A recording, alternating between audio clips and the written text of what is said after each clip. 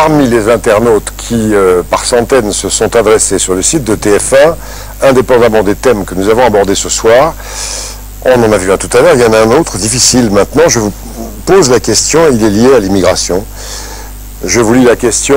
Ne trouvez-vous pas, Monsieur le Président, que le multiculturalisme est un échec et qu'il est à l'origine de bien des problèmes de notre société? Question liée sans doute au débat qui a eu lieu en Allemagne. C'est ce qu'a dit Angela Merkel, c'est un échec. C'est ce qu'a dit la semaine dernière David Cameron en Grande-Bretagne. Qu'en pensez-vous pour la France? Oui, ma réponse est clairement oui, c'est un échec. La vérité, c'est que dans toutes nos démocraties, on s'est trop préoccupé de l'identité de celui qui arrivait et pas assez de l'identité du pays qui accueillait. Je m'explique par là. Bien sûr qu'il faut respecter chacun dans ses différences, c'est tout à fait normal.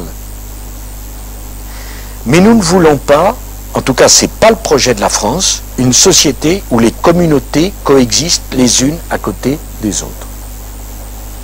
Si on vient en France, on accepte de se fondre dans une seule communauté qui est la communauté nationale. Et si on ne veut pas accepter ça, on ne peut pas être le bienvenu en France.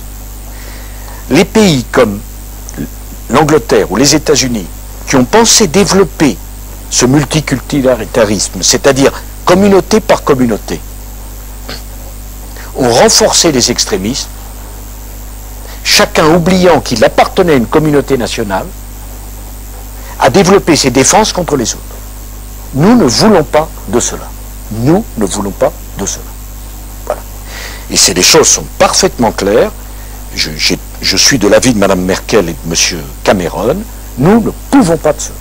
Alors, ça pose la question, bien sûr, qui vient de... Et ne faisons pas la langue de bois. Ça pose la question de l'islam et de nos compatriotes musulmans. Elle est posée. Et refuser d'évoquer cela au prétexte que des extrémistes de tous les côtés peuvent s'en emparer, c'est une erreur. On ne résout pas les problèmes en refusant d'en parler. Il y a clairement posé un problème.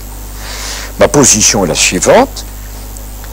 Nos compatriotes musulmans doivent pouvoir vivre, pratiquer leur religion, comme n'importe quel de nos compatriotes, juifs, protestants, catholiques, mais il ne peut s'agir que d'un islam de France et non pas d'un islam en France. Ça, c'est pas possible.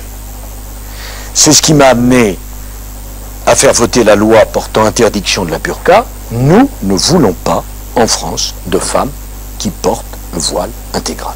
Nous n'en voulons pas. Nous ne voulons pas en France que l'on prie de façon ostentatoire dans la rue. Mais nous disons en France qu'il est parfaitement normal qu'il y ait des lieux de culte, des mosquées, pour que nos compatriotes musulmans puissent pratiquer leur foi. Nous sommes un pays laïque. Il y a une séparation entre les religions et l'État. La prière n'offense personne, mais nous ne voulons pas, sur le territoire de la République française, d'un prosélytisme religieux agressif. Quel qu'il soit. Mais naturellement, quel qu'il soit. Naturellement, quel qu'il soit. Mais M. Pernaut, je pense qu'il y a une formidable hypocrisie de refuser de voir un certain nombre de réalités en face. Je le dis alors même que j'ai toujours été opposé à l'immigration zéro, qui n'a aucun sens. Alors même que je trouve que les déclarations de tel ou tel leader extrémiste parfois font honte. Et je le dis alors que chef de l'État, je le suis de nos compatriotes, quelle que soit leur confession. Qu'ils aient une confession ou qu'ils n'en aient pas d'ailleurs. Qu'ils aient une confession ou qu'ils n'en aient pas. Mais si on vient en France, on apporte bien sûr son identité à la communauté nationale, mais on respecte la communauté nationale.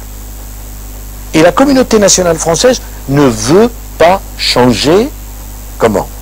Son mode de vie, son style de vie, l'égalité entre les hommes et les femmes. Nous ne voulons pas transiger là-dessus. La liberté pour les petites filles d'aller à l'école. Nous ne voulons pas, par exemple, que des imams puissent prêcher la violence. Nous ne le voulons pas. Nous ne le voulons pas. Voilà, ça n'existe pas. Nous ne voulons pas modifier le calendrier. Nous considérons que la religion, et c'est éminemment respectable, mais ça fait partie du domaine privé, ça ne fait pas partie du domaine public.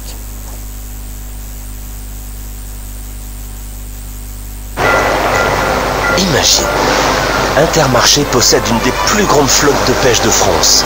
Et leurs poissonniers, ils sont sûrs que le poisson est frais et pas cher, parce que c'est comme s'ils le pêchaient eux-mêmes.